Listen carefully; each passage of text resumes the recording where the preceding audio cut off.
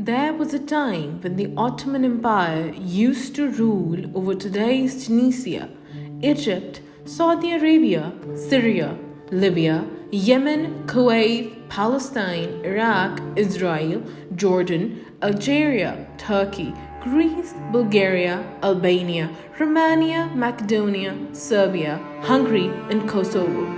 Today, the huge Ottoman Empire has become just limited to Turkey. How did that much huge empire thrived from a small nomadic tribe and spread over 3 continents and ruled for nearly 6 centuries? And then, how did it collapse is an important chapter of the history. Under the Umayyad Caliph Abdul Malik in AD 692, very significant steps had been taken in the northeast of the Arab Empire. Transyoxania was incorporated in the Islamic State. This country was predominantly inhabited by the Turkish tribes, and here, first time the Arabs faced Turks.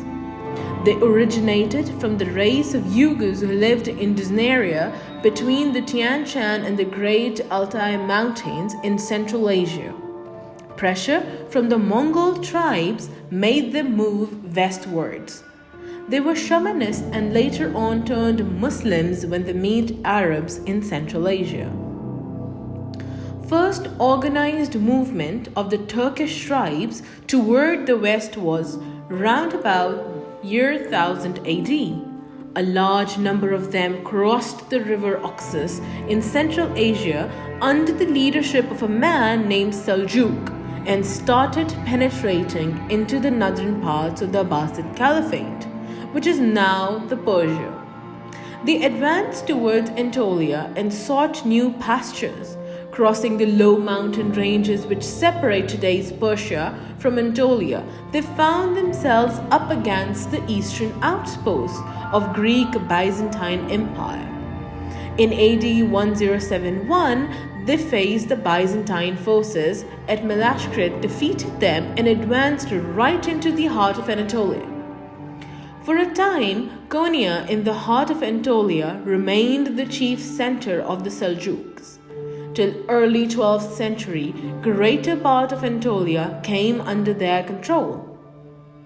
On the other hand, the Byzantine Empire was declining.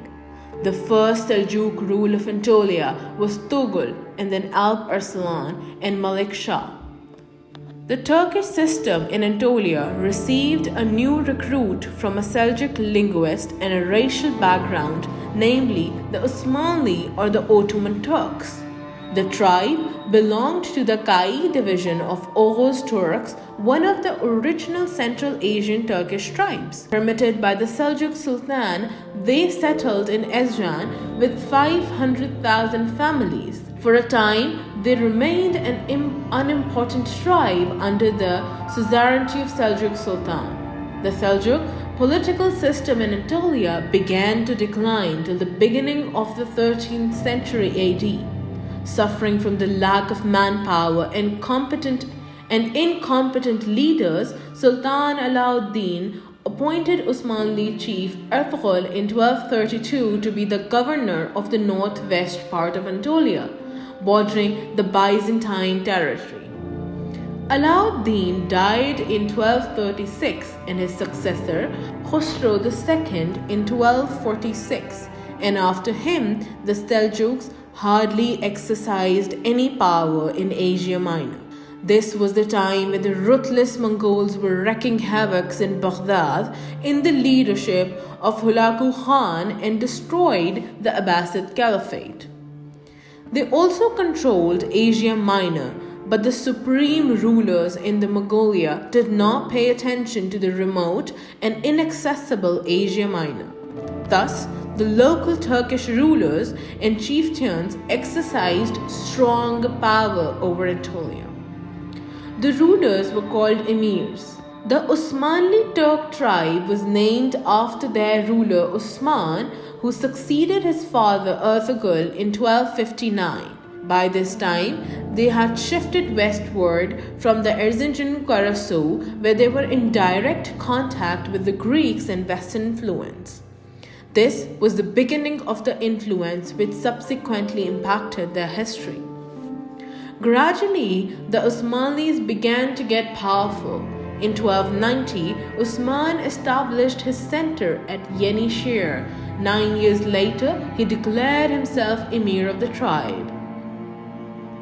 Being brave, vigorous, and hard-working people, Osmanis peacefully began to absorb the communities they came into contact with, which were mostly the Greeks, the citizens of Byzantine Empire that was declining by then. The Osmanis, who were pagans earlier, became welded under Islam. They were also tolerant of all religions and customs. They were influenced by Greek art and architecture that produced the great and famous Osmani buildings at Basra. Their mosques had Byzantine designs, the fusion of East and West, of Greeks and Turks seemed path to posterity. In 1326, Osman marched towards the Greek town of Basra and captured its territory, which was earlier controlled by the Byzantine Empire.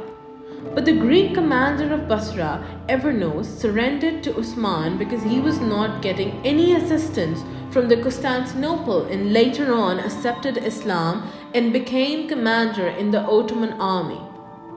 Others followed his example, and thus more and more Greek neighbor areas were occupied by Turks because the simple faith of Islam impressed many Greeks who were fed up of the religious and political controversies and uncertainties. At this time, in Western Asia, the word of Islam, "There is no God but Allah," and Muhammad and his Prophet echoed in the city of Nicene Creed.